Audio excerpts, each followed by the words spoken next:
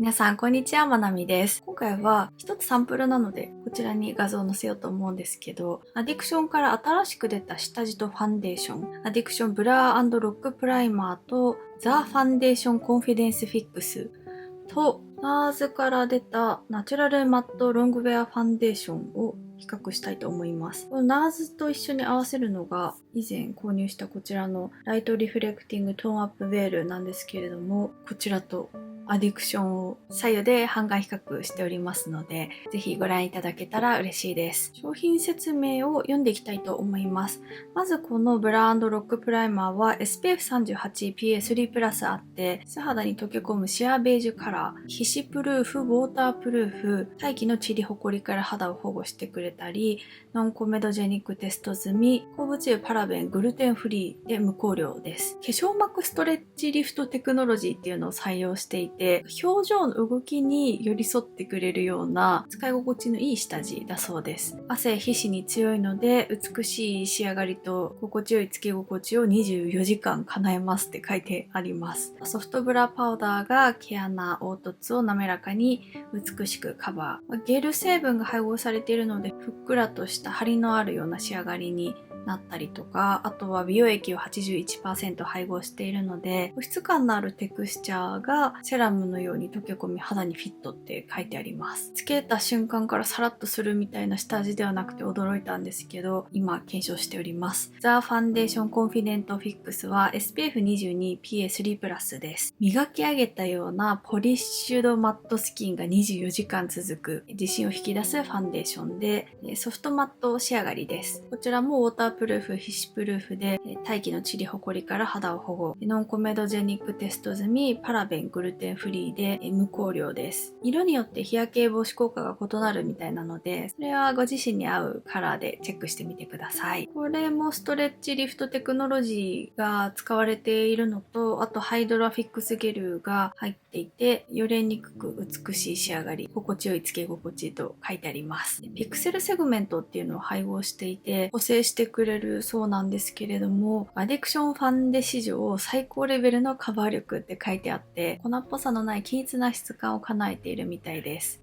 美容液を 77% 配合しています。潤いとソフトマット仕上がりを叶えているっていうファンデーションなんですけれども、意外とツヤっぽく仕上がったかなっていう個人的な感想なんですが、今テカリにくさを検証中なので、一番最後に長所と短所をお伝えして、どちらがいいのかをお話ししていきます。で、こちらの NARS のナチュラルロングウェアファンデーションは、光で毛穴をも忘れ去る透明感続く新次元マットって書いてあって、毛穴カバーを極めたリキッドファンデっていうことを謳って発売されています。ウェイトレスブラーテクノロジーを搭載して肌悩みを瞬時にぼかして滑らかな肌に整えますって書いてあるのと、あと最新のスキンケア技術フォアリファイニングトリオっていうのを採用していて、使用するごとに肌の質感を整えて毛穴の目立たない肌へと導きますということで、メイクをしていると余計毛穴って広がっていくみたいなイメージが私は勝手にあるんですが、逆に目立たせなくしてくれるみたいです。美容液のような使用感で重さや厚塗り感を感じさせず、シェアマットな仕上がりになるそうです。ミディアムからフルカバーまで調節可能で、毛穴、赤み、色ムラ、凹凸など肌悩みをぼかしてくれるのと、皮脂テカリを抑えて水、汗、湿気に強く、よれ、色移りしづらい、長時間潤い持続で、鉱物油、香料、アルコール、フタル酸エステル、タルク、パラベンが無配合です。あといろいろまた書いてあるんですけれども、とりあえず軽くてサラッとしていて、重たくないファンデーションっていう感じなので、これを私の大好きなこの NARS の下地で塗っていきます。そうだ、これは特に日焼け防止効果が書いていないんですけれども、もう一度よく調べてみて、あればこちらの方に書いておきます。これは新作ではないので、軽くお話ししておきますと、こちらは SPF27PA2+の商品です。すべての肌タイプ向けの商品ということで、クリームっぽいテクスチャーで保湿してくれるんですけれども、上から乗るファンデーションの塗り心地がとても良くなる下地です。香料はおそらく両方ともないので、今回使ったものでお花の香りがするとかっていうのはないので、匂いに敏感な方でも使いやすいかなと思います。ということで早速塗っているところをご覧いただきますが、毛穴やニキビなどがアップで映し出されますので、苦手な方はご注意ください。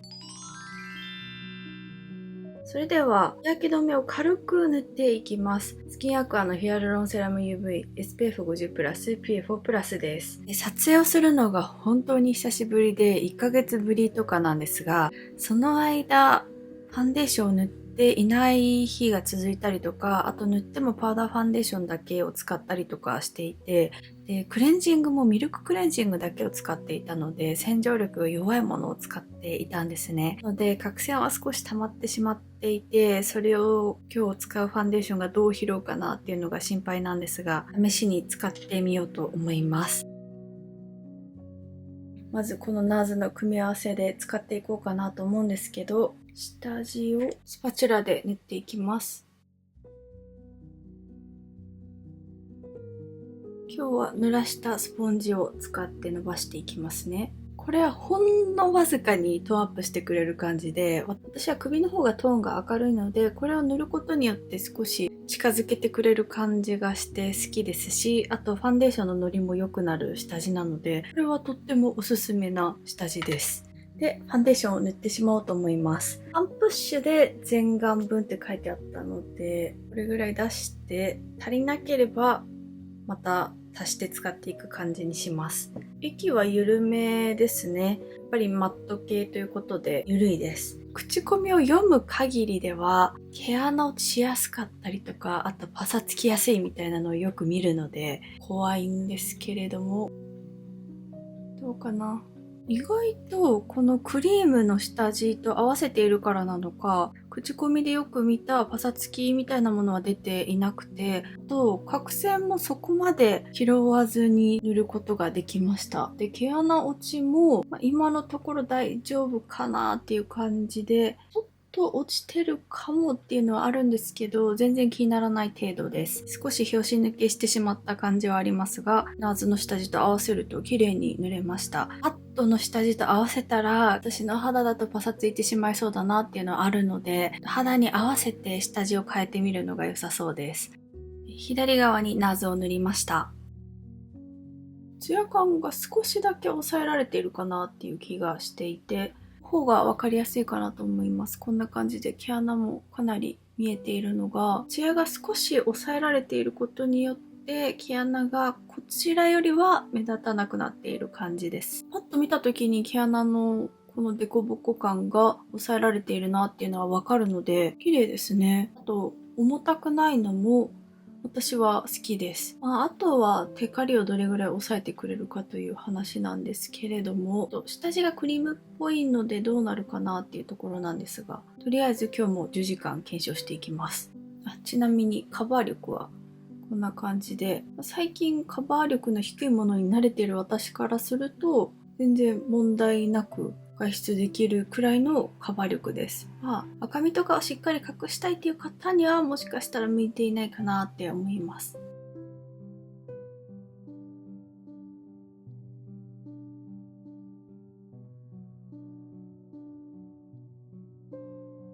反対はサンプルなんですよね。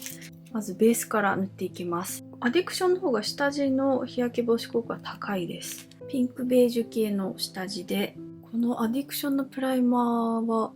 気になっていたので今回試せて嬉しいんですが、この感じだったら全然指でも塗れそうですね。とりあえずスポンジを使います。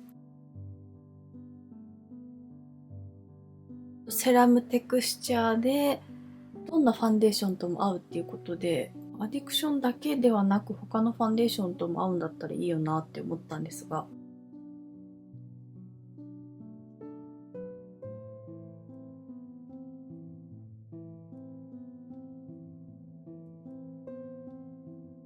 もっとマットになる系かなと思っていたんですけど、意外とペタペタ感は変わらずで、こんなすごくさらっとマットになるっていう感じではないです。ファンデーションを塗っていきます。007番のカラーです。NARS よりは液が緩くないのでしっかりカバーされそうです。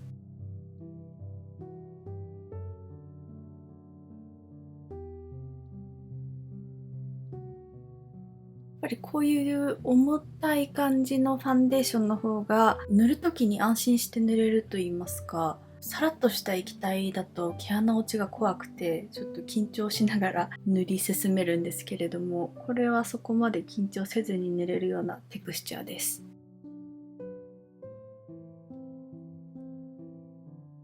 若干ざらつきが出てしまいましたが、いつもざらつきが出やすい部分でざらついてしまっているような気がするんですけど、でもカバー力とかは綺麗ですね。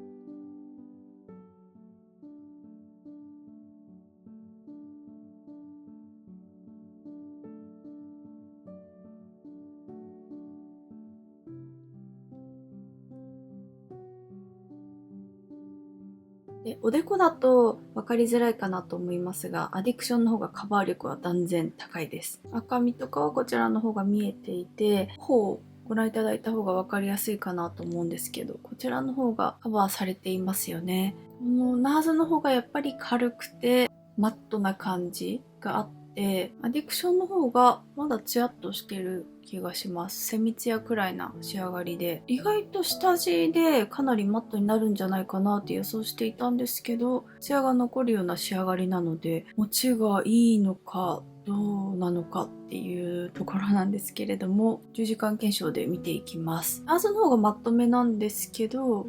毛穴的にはパッと見た時にスポットツカの目立ちっていうのはそこまで左右差がないなと感じたので、両方ともすっぴんより隠してくれている感じでいいです。でもこうやって比べるとやっぱり全然カバー力に差があるので、より均一にしてくれているのはアディクションだなって思います。アディクションはざらつきがある部分を少し拾ってしまっているんですけれども、人と対面する距離とかだとこちらの方が綺麗に見えます。鼻の角栓とかがもう目立ち始めているので、どうかなっていう感じです。これが10時間後にさらに目立ってこないといいんですけど、今日も検証して見ていきたいと思います。今のところ気に入っているのはアディクションの方です。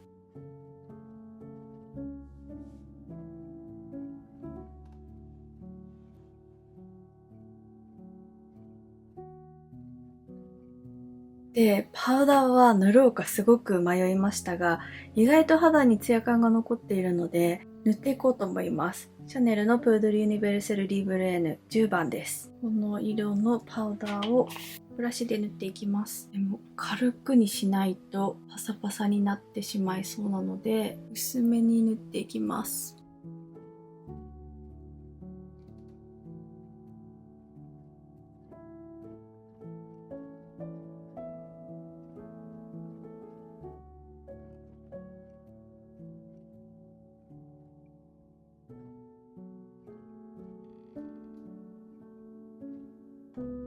こんな感じで塗ってみました。先ほどかなり見えていたツヤを抑えたんですけれども、これで10時間検証していきます。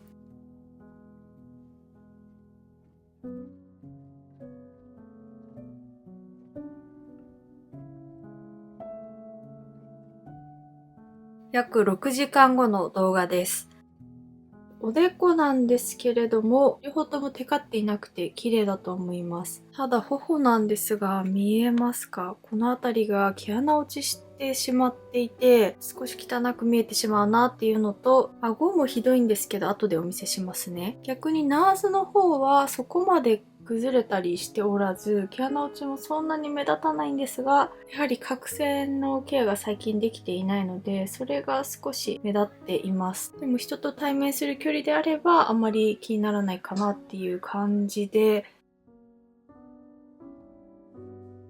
顎がこんなことになってしまいました。もしかしたら日焼け止めとの相性が悪かったのかもしれないんですけど、かなりしっかりめに毛穴浮きしている感じがあるので、合わないファンデなのかなっていう気がします。サンプルを使っていたので、もう1日試すっていうことができないので、このまま10時間検証して結果をお伝えしないといけないんですけど、こう浮いてしまう可能性があるっていうことは、私は使えないかなと思ったので、経過的にはナーズの方が私の肌には合っているなって思います。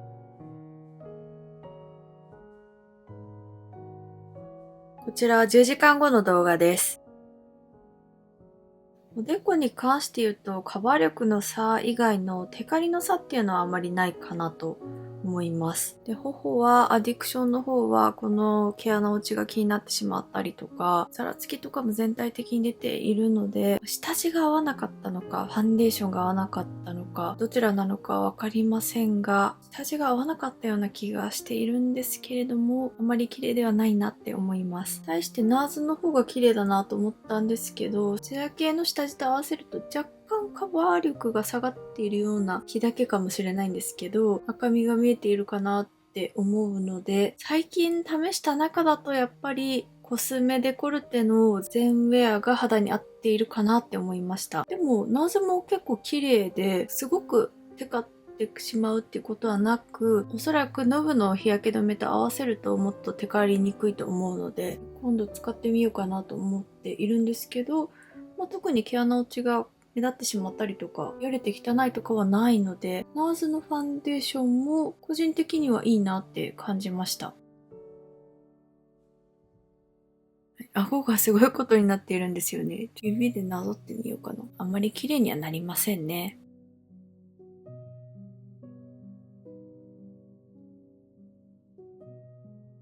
頬だけティッシュオフをして、パウダーを重ねてみようと思います。ナーズはティッシュオフしたらかなり綺麗になりました。メイク直しがしやすいですね。全然カバー力が必要なくて、姿勢肌寄りの方だったら、このファンデーションはぴったりかなと思います。で、こちらは毛穴落ちがそのままなので、今回検証した組み合わせだと合わなかったです。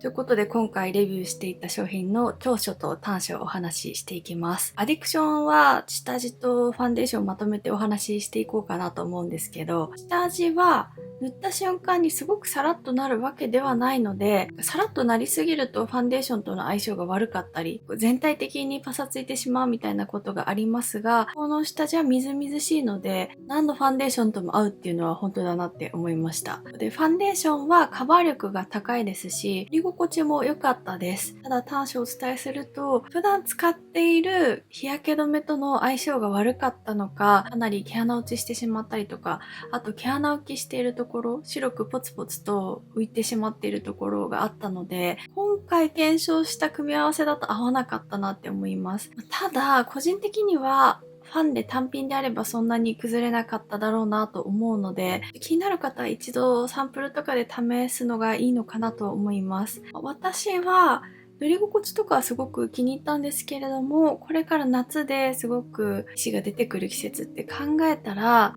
ナーズの方が良かったかなって思うので、ナーズの方のお話をしていきますね。まず、長所は薄付きで重たくないので肌負担が少ないなって感じました。乾燥で割れてしまうみたいな方が多くいらっしゃるみたいなんですけれども、ナーズの下地、今回私が使った下地と合わせると全然乾燥は感じなかったので、組み合わせ次第かなっていう風に思います。でも、本当に乾燥肌っていう方には合わないのかなって思うので、普通肌から姿勢肌の傾きかなって思います。で、短所はほぼなかったんですけど、ツヤ系の下地と合わせるとカバー力は多少下がってしまうので、かなり素肌っぽくて私は好きだったんですが、赤みはかなり見えていたので、カバー力が欲しい方はもう少し量多めに塗るのがいいのかなって思います。やっぱりサラッとしている液体なので、マット系の下地とかと合わせると毛穴落ちしやすかったりとか、あとザラつきやすいだろうなっていうのは思ったので、ぜひ購入して使い方がわからないっていう方は、ツヤ系の下地と合わせてみてください。で、最近使ったファンデーションの中でおすすめできるのはどれかなって考えた時に、やっぱりコスメデコルテの全ウェアのファンデーションが一番良かったなって感じているので、皮脂が出やすくて毛穴落ちしやすくてマットめのファンデーションが欲しいっていう方は、コスデコのファンデを